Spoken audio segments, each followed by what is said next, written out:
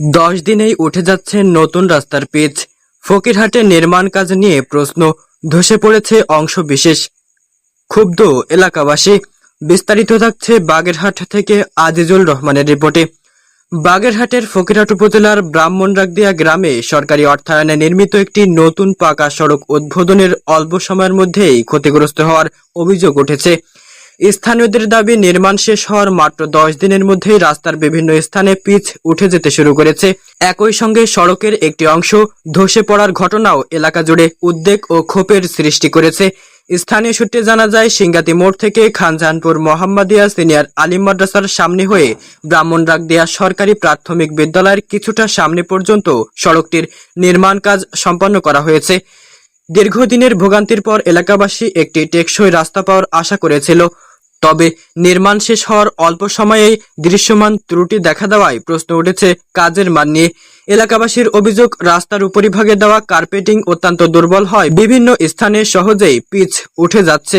তাদের দাবি, বাইরে থেকে রাস্তা নতুন ও মানসম্মত মনে হলেও বাস্তবে প্রয়োজনীয় মান ও পরিমাণে বিটুমিন ব্যবহার করা হয়নি।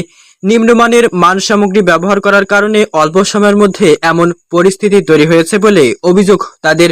তবে সব অভিযোগের বিষয়ে সংশ্লিষ্ট কর্তৃপক্ষের কারিগরি তদন্ত ছাড়া চূড়ান্তভাবে কিছু বলা সম্ভব নয়। শুধু পিচ উঠে যাওয়া নয়, স্থানীয়দের ভাষ্য অনুযায়ী রাস্তার একটি অংশ পাশের পুকুরের দিকে ধসে পড়েছে। এলাকাবাসীর অভিযোগ, ওই অংশে রাস্তা সুরক্ষায় স্থায়ী প্রতিরোধ ব্যবস্থা গ্রহণ না করে অস্থায়ীভাবে সুপারি গাছ ও বাঁশ ব্যবহার করা হয়েছে, যা দীর্ঘমেয়াদে স্থায়িত্ব নিশ্চিত করতে পারে না। এছাড়া স্থানীয়দের দাবি, সড়কের একটি অংশ পুরনো একটি কালভার্টের উপর নির্মাণ করা হয়েছে। তাদের আশঙ্কা, বহু বছরের পুরনো ওই কাঠামোর সক্ষমতা যাচাই ছাড়া নতুন রাস্তা নির্মাণ করায় ভবিষ্যতে এটি ঝুঁকিপূর্ণ হতে পারে এবং বড় ধরনের দুর্ঘটনার কারণ হতে পারে। স্থানীয় বাসিন্দারা বলেন, দীর্ঘদিন কষ্ট করার পর আমরা একটি ভালো টেকসই রাস্তার প্রত্যাশা করেছিলাম, কিন্তু কাজ শেষ হওয়ার কয়েকদিনের মধ্যে যদি রাস্তার পিচ উঠে যায় এবং অংশ ধসে পড়ে, তাহলে সাধারণ মানুষ উন্নয়নের সুফল পাবে কিভাবে?